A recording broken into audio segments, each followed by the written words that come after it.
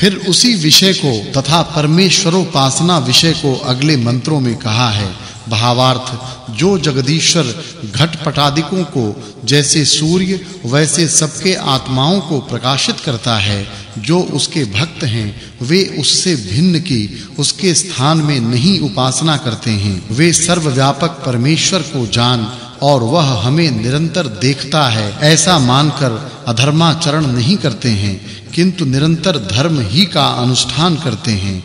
उनके आगामी पापाचरण की निवृत्ति और योगज सिद्ध विज्ञान के होने से मुक्ति होवेगी ही, औरों का नहीं, यह निश्चय है। भावार्थ, इस मंत्र में वाचक् लुप्तोपमा अलंकार है। जैसे पक्षपात रहित वीर पुरुष दुष्टाचारी और औरों के लिए भय देने वालों को निवार के प्रजाओं को सुखयुक्त करते हैं, वैसे उपासना किया हुआ सर्वज्ञ ईश्वर सब ओर से दुष्टाचरण से निवृत्त कर श्रेष्ठाचार में प्रवृत्त कर अभय मुक्ति पद को प्राप्त कराकर सब मुक्त जीवों को आनंदित करता है। इस कारण वही सबको उपासना करने योग्य है। फिर पढ़ाने और पढ़ने वालों के विषय को अगले मंत्रों में कहा है।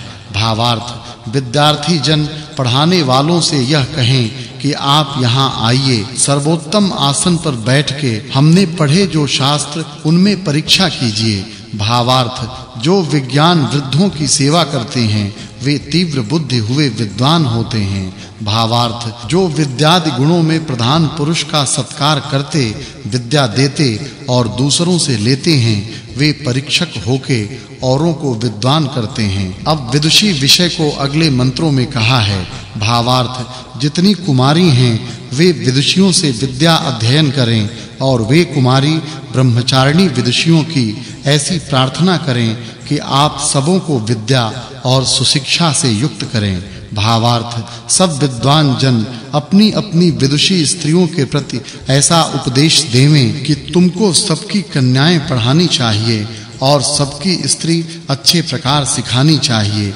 अब स्त्री पुरुष के विषय को अगले मंत्रों में कहा है। भावार्थ, इस मंत्र में वाचक् लुप्तोपमा अलंकार है। जैसे विद्वान पुरुष कुमार ब्रह्मचारियों को अच्छी शिक्षा से पढ़ावें, वैसे विदुषी स्त्रियां कुमारी ब्रह्मचारिणी स्त्रियों को अच्छी शिक्षा से पढ़ावें।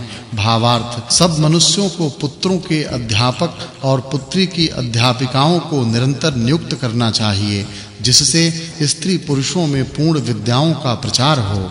भावार्थ, अध्यापक और उपदेशकों से जैसे सूर्य और भूमि सबको सर्वथा उन्नति देते हैं, वैसे स्त्री पुरुषों में विद्या अच्छे प्रकार विस्तारनी चाहिए। भावार्थ, अध्यापक और उपदेशकों के समीप और निर्दोष विदुषी स्त्री हों, जिससे दोनों स्त्री पुरुषों में विद्या और उत्तम शिक्षा तुल्य हो। इस सूक्त में अध्यापक और अध्ययनकर्ता सूर्य, चंद्रमा, अग्नि, वायु, परमेश्वरोपासना और स्त्री पुरुष के क्रम वर्णन होने से इस सूक्त के अर्थ की पिछले सूक्तार्थ के साथ संगति समझनी चाहिए।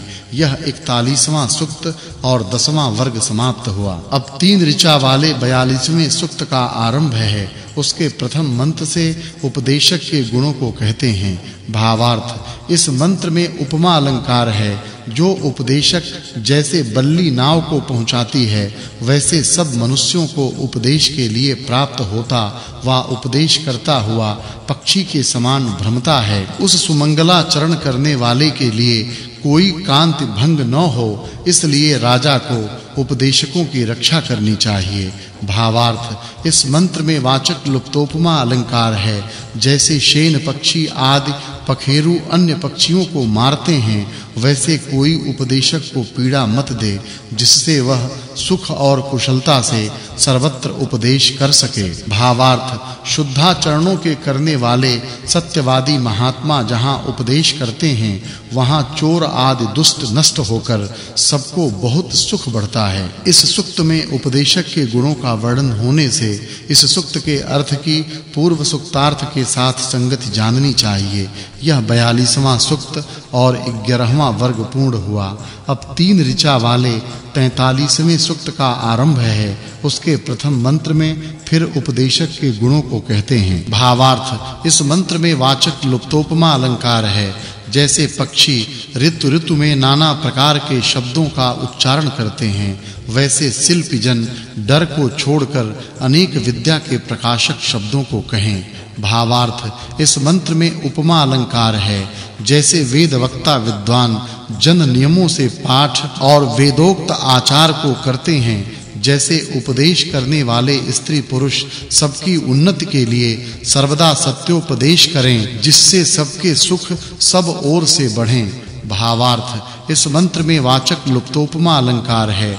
जो विद्याओं को सुनकर मनन करते हुए पढ़ाते और सत्य को जानकर औरों को उपदेश करते हैं, वे सबके कल्याण करने वाले होते हैं। इस सूक्त में उपदेशकों के गुणों का वर्णन होने से इस सूक्त के अर्थ की पिछले सूक्तार्थ के साथ संगति जाननी चाहिए।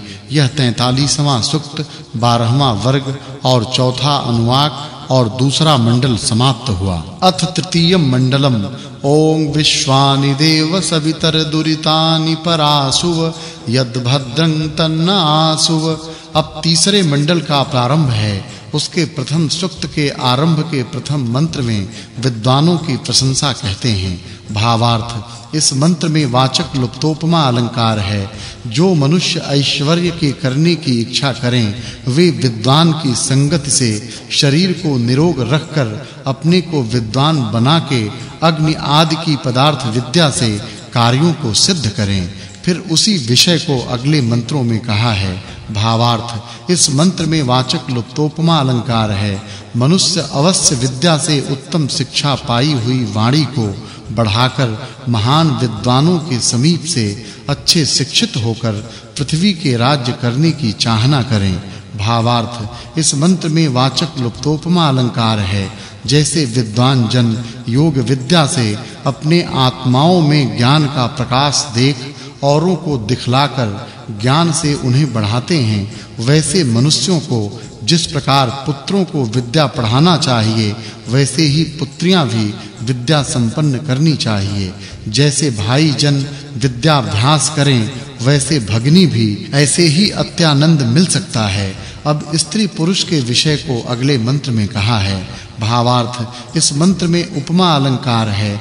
जैसे 7 स्त्रियां एक पुत्र की वृद्धि करती हैं, वैसे जो अग्नि विद्या को जानकर ऐश्वर्य की उन्नति करते हैं, वे महिमा को प्राप्त होते हैं।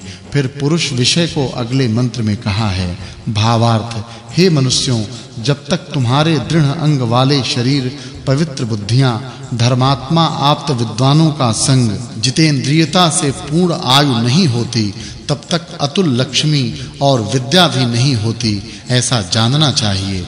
अब स्त्री पुरुषों के विषय को अगले मंत्रों में कहा है। भावार्थ जो समान रूप वाली स्त्रियां अपने अपने समान पतियों को अपनी इच्छा से प्राप्त होकर परस्पर प्रीति के साथ संतानों को उत्पन्न कर और उनकी रक्षा कर उनको उत्तम शिक्षा दिलाती हैं, वे सुखयुक्त होती हैं। जैसे परा, पश्यन्ती, मध्यमा, वैख